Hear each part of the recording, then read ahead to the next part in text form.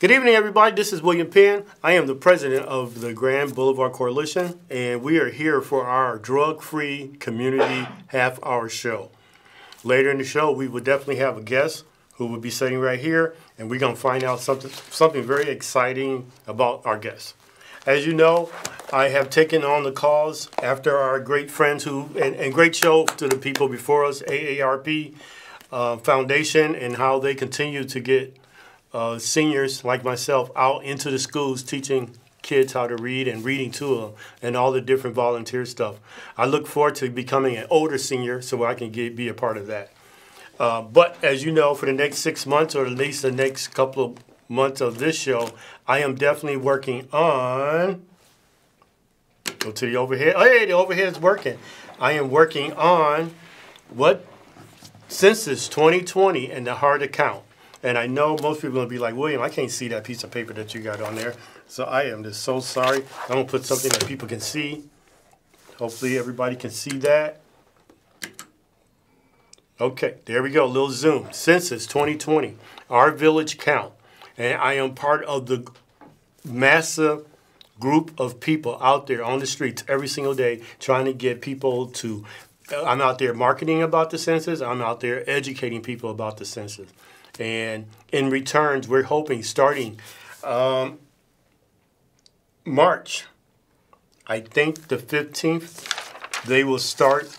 The portal is open for you to take your time on your smartphone, computer, or tablet and register your household so we can all stand up and be counted. It is very important this time around. This is very important every 10 years that we be counted, because when we have an accurate, good count, that means there are added funding coming into the state of Illinois, which translates to the city of Chicago, which translates to our community and my community, in particular the Bronzeville community, which is the south side of Chicago. I am working real hard to educate and make sure our seniors, like myself, and our youth that are 5 and under are being counted. A lot of parents forget to count the babies, and the babies are just as important. So that's my spiel on that. Make sure you guys continue to watch me here on Thursday, our posts on our social media, and we'll make sure we get the census count right. And we're about, look at there. We got a guess. I was told that this person wanted real hard and real bad to be on TV, to talk about themselves and talk about all the great things that they do. And as you know, I've had some of my interns from this season on to talk about their aspirations, their goals, how they are in school, getting their undergraduate, master's, bachelor. We'll come at the master's. They PhD. That's right. Some people like this person want a DR in front of her name before people address her. That's right. So she's here. Tell us your name and who you are. I'm Angela Barber, and I'm an MSW student at Chicago State University. Yay! We get a lot of Chicago State people. Chicago State must be good in this field of study that you're in, because we get a lot of interns and a lot of people go there. And I think that's one of the departments or schools of Chicago State that has flourished to keep the school not only open, but keep people continue to go there. Yeah, that's what I heard before I went, that it was a really good school to attend for that. Sounds good. Now, you are what? Undergraduate? Graduate? What are you? Graduate. So I have my bachelor's in sociology. Okay. And I'll finish next year with my MSW. Your MSW, which stands for? Master's in Social Work. Okay. Okay. So, what made you go into this line of work? What is the line of work you're trying to go into? Let's start there. So my concentration is going to be policy and administration. Okay. So my goal is to eventually help with changing policies and affecting the lives of our community and possibly children in the Department of Children and Family Services. Okay. Okay. And okay, so that's your area. What made you? Did something happen when you was a youth growing up that say, I see a misjudge, or somebody helped you, or you just on a career day saw this and be like, wow, I want to be like that?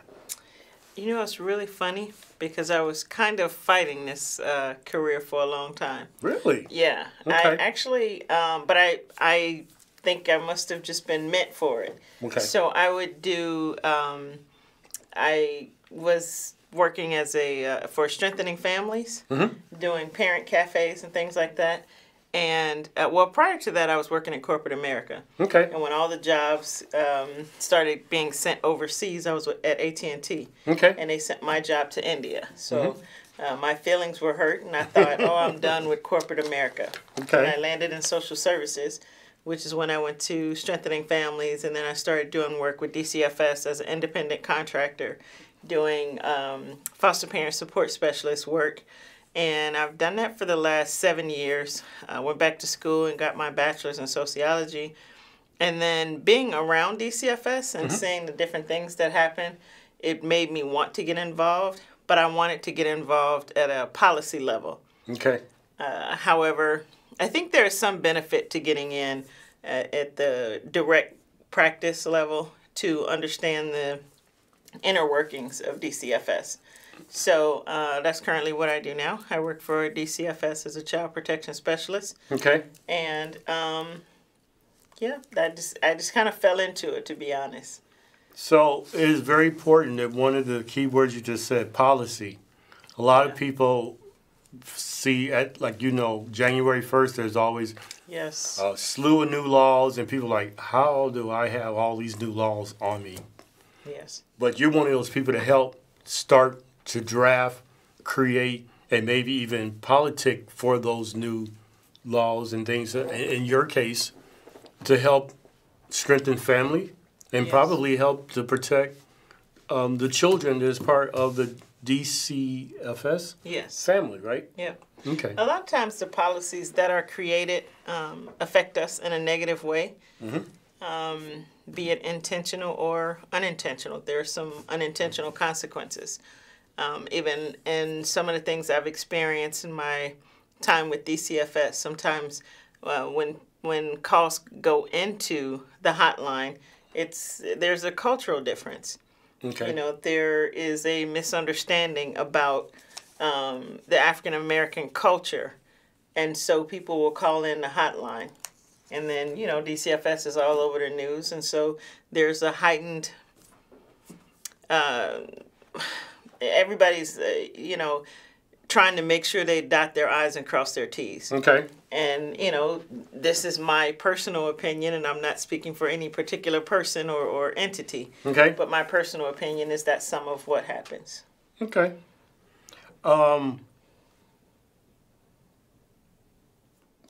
So you're an intern here up under Grand Boulevard Coalition, and our mission is a drug-free community. Yes. And we educate, advocate, and have talks to our youth in our case, in the Grand Boulevard footprint, grade schools and high school.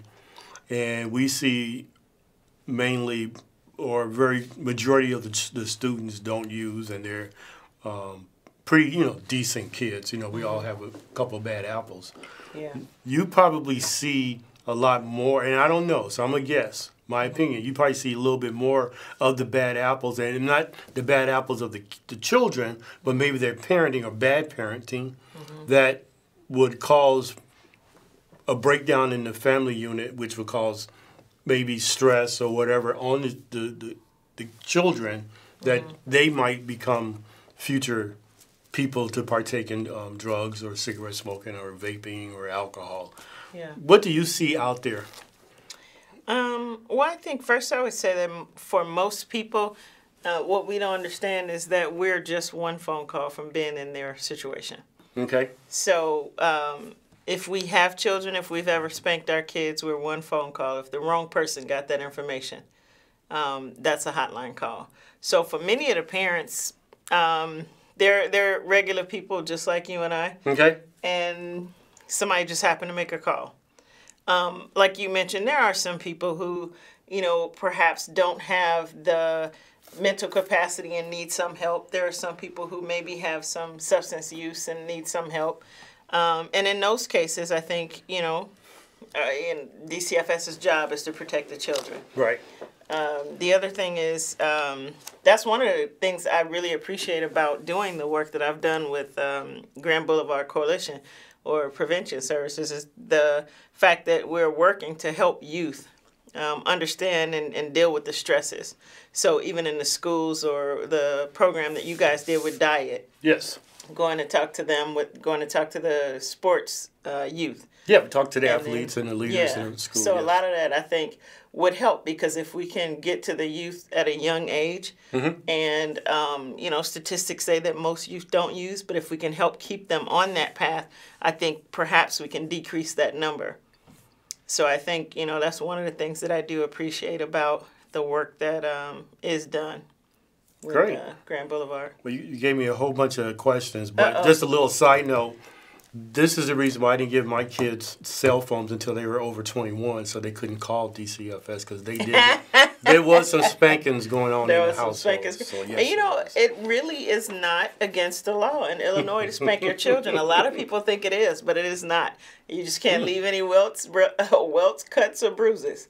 They might have a few. They might have. It's a good thing they're over 21. They're over 21. Okay. Right. But you gave me another good thought, another question. Okay. Because you see more than I see. What are some of the telltale signs? Hopefully I'm saying it correctly. As you said, yes, we were in diet. We're in a couple of high schools. We talked to the students. We're in some grade schools, and so we talk to them too. Yeah. But what are some of the telltale signs that maybe a kid might be on the verge of using or on the verge of a nervous breakdown or what is it called? PDS, whatever. PTSD? Yeah. What are some of the where when I'm there and you training me that I can see that so I can engage them into, trying to catch it early is what I'm really trying to say. So is that a good question? Is that something that you... It's a good question. I don't know that I'm completely able to answer the question, but I can tell you, some of the signs could be the child being withdrawn or not responding as they normally would at home or in the programs that you're over. Okay. So if they begin to be withdrawn or, you start to see little signs. Yes. And I think, I suspect that you're doing a great job with being a great listener. A lot of times that's what the youth need. They need somebody to listen to them and kind of show them the way. And so they may, disclose some things or may even tell you that somebody's asking them about it. You're right. I am a good listener. Thank you for the compliment. But what makes a good listener? What are you listening for? What should I be listening for? What should their parents be listening for who's watching? Maybe a teacher or administrator. Because I'm only asking you and not maybe what you might learn from school, but because you out there on the firing line. You're there. The phone rings. Yeah. You might be the one to take the call. You probably have a whole list of questions that are predisposed that you need to maybe ask to determine if you, I don't know, even if you go out in the field or do the police have to go, do a counselor have to go? Like who literally might have to go to that house after you receive that phone call? So is there a list of questions that you've been taught via school and via your job to listen and ask for to be able to determine how you funnel that call? Well, so my function is a little bit different. So I don't actually get the calls. I actually get the reports, and then I go out and investigate. Okay. So I don't funnel the calls at all. But I think as far as listening, I think we have to, and this is one of the things I've learned as a parent myself, is that we have to not allow what we hear to shock us. Okay. So regardless of what they say, you can be turning all kind of flips on the inside, but you can't show it. Okay. Because now you've told them they can't tell you anything else because your response has maybe given them the impression that you don't want to know or that you disapprove or whatever. So you have to kind of, and one of the things, like, I ended up being a different parent than I thought I would. Okay. Being raised, you always hear, no, you don't have a girlfriend, you don't have a boyfriend, you don't have a boyfriend until out of high school. That was my. I went out of college with my kids. You went to college? I told my kids 30. Okay. Okay. But what happens is, our producer is looking at us like after 30. But what happens is, when you say that and that's your stance, then they can't talk to you. Okay. So I know what type of parent I was, and so I thought, okay, well, we're going to roll with this. You know, because if I say you can't have a boyfriend, then she can't talk to me because she's going to do it. Mm-hmm. So I opted not to do that, and I think it was about 5th or 6th grade. Okay. And she's like, oh, you know, my boyfriend. I'm thinking, okay, keep a straight face.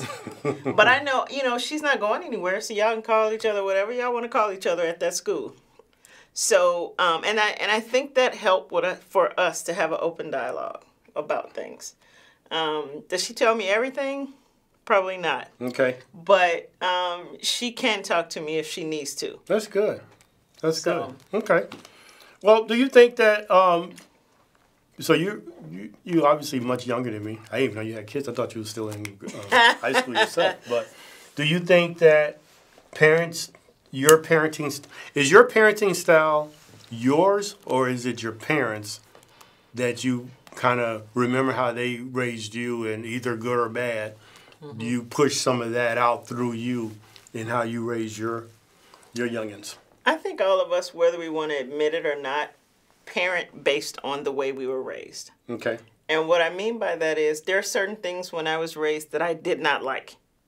So I made sure I didn't do that. Okay. And the things I felt like I missed, mm-hmm. then I gave that to my kids. Maybe, you know, that wasn't a good thing because they're spoiled.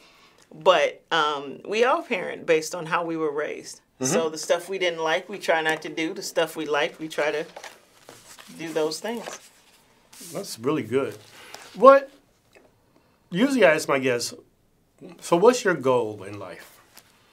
You're living it, you're doing it, you're a parent, you're got a future DR in front of your name coming down the pipe in That's right. the next couple of years. That's right. You got, I don't know, how old are your kids, if I may ask? 17 and 14. Okay, so you got kids. Yeah.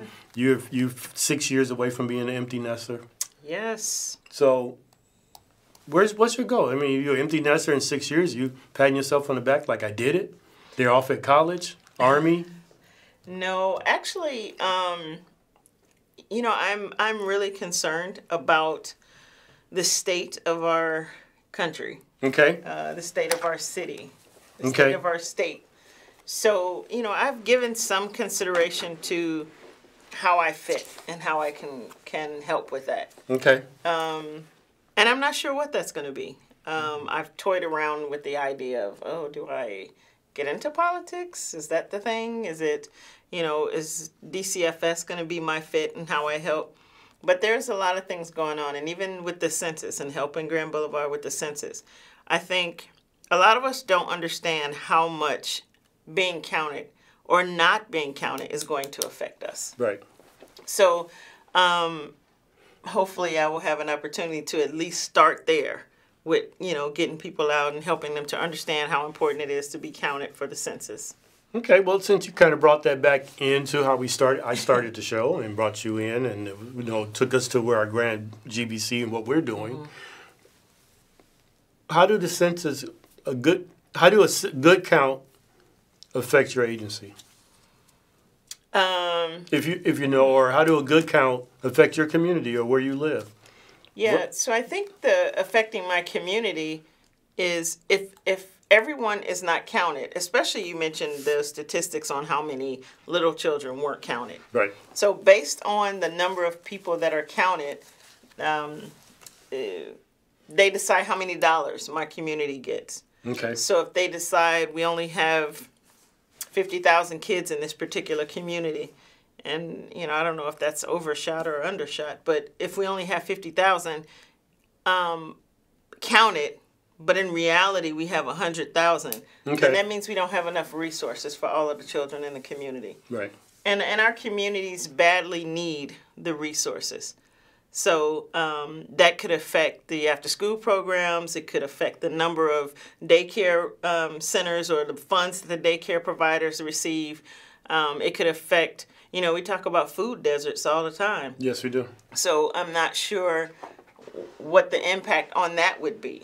You know, it would possibly affect the amount of money that's given to our aldermen to fix things in our community and different things like that. So I don't know all of the ways that it'll affect us, but I know it affect us financially in the dollars that are given to support the community.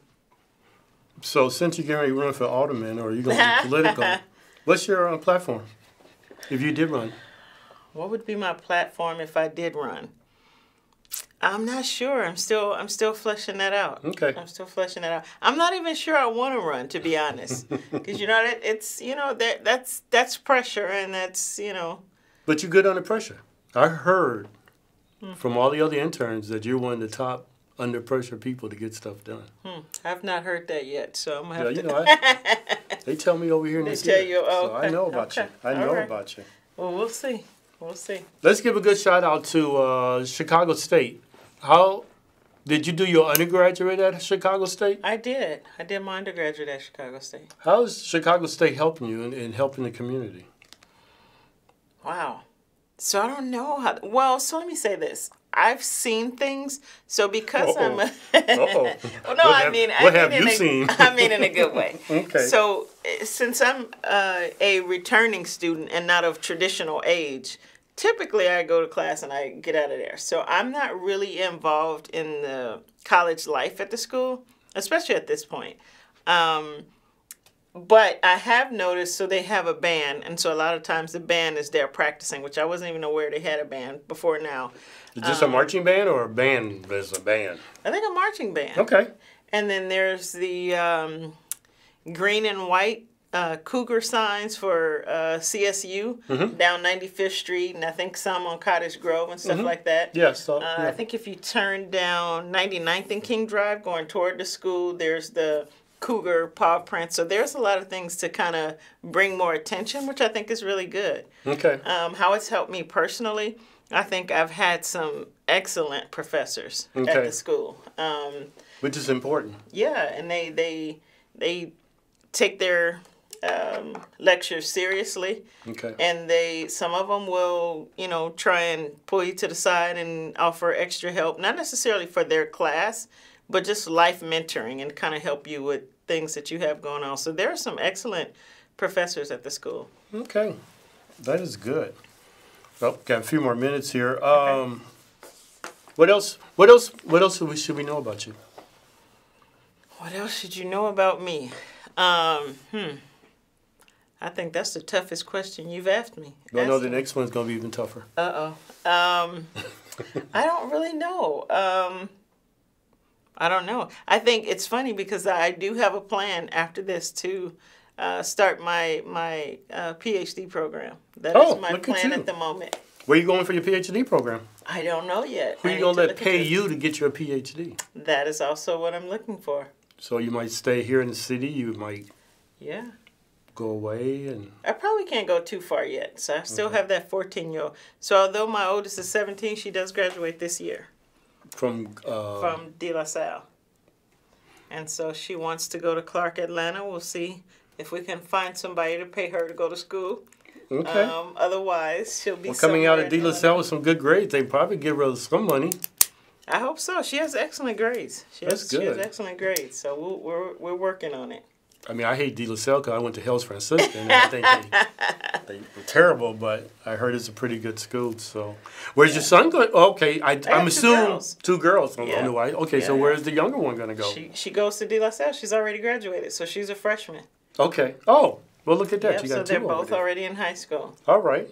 Well. So if you happen to see me outside of GBC with my cup, that's I'll make sure I put their tuition. Well, I'm across the street selling Streetwise to pay for my kids. I ain't going to tell you. We got to do what we got to do. I'm not going to tell you where my kids go to school. But your kids are in college now, though, right? Yep. Yeah. Okay. Yep.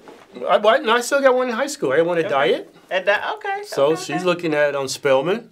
And I got you are struggling streetwise. Yeah, and I got one that's across the street from yours at De La Salle, who was looking at De La Salle as a potential high school. But he's looking at schools that have to pay money for some reason. So they give that to us. Yep, they're giving us the wrap up sign, and this is the hardest question. But real quick, what do you want your people to remember you for? Remember that I'm here trying to fight for the community, and that's my goal moving forward. That's, you know what? I can have nothing to say after that. Thank you, everybody, for coming out. I'm getting the wrap-up sign, and they said, why I don't have a scarf on today. I promise you, next time I'm here, I'll have my scarf on. I know I got to keep that going for my fans out there.